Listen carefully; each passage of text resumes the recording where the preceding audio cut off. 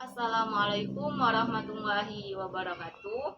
Perkenalkan, nama saya Nadiatul Qoriah dengan NIM 20181539994, jurusan Manajemen Pendidikan Islam, Lokal 5 MPIA. Baiklah, di sini saya ingin memaparkan hasil dari peta konsep saya dengan judul Tugas dan Peran Kepala Sekolah dalam Manajemen Kurikulum.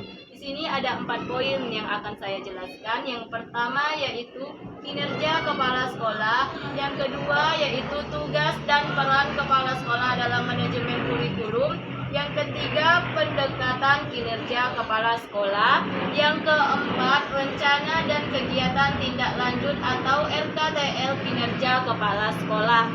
Baiklah, di sini saya ingin menjelaskan tugas dan peran kepala sekolah secara umum memiliki 5 dimensi kompetensi sebagaimana Peraturan Menteri Pendidikan Nasional Nomor 13 Tahun 2007 tentang Standar Kepala Sekolah atau Madrasah.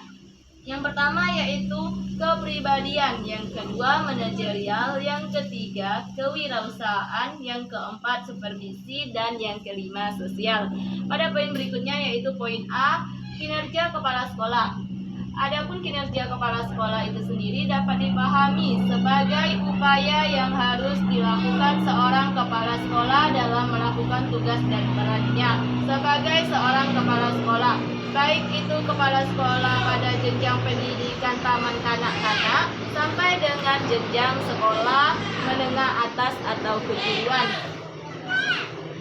Kinerja itu sendiri pada dasarnya merupakan perwujudan pengetahuan, sikap, dan keterampilan yang selaras dengan visi dan misi pendidikan satuan atau jenjang pendidikan berdasarkan kompetensi dasar kepala sekolah itu sendiri.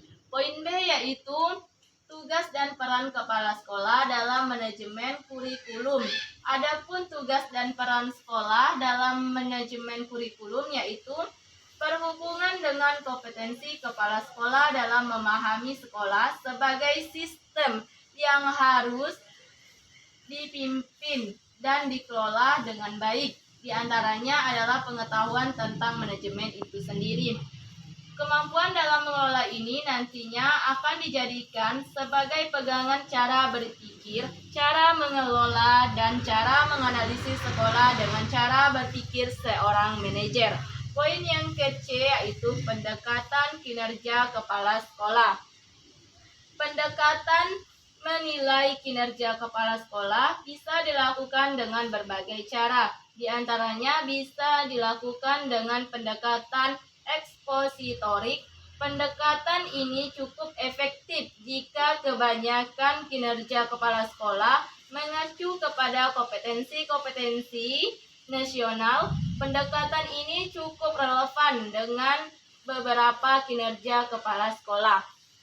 Poin yang D yaitu rencana dan kegiatan tindak lanjut atau RKTL kinerja kepala sekolah. Rencana kegiatan tindak lanjut ini diharapkan memiliki 2 dampak, yaitu terhadap sasaran yang dievaluasi dan pelaku yang melakukan evaluasi.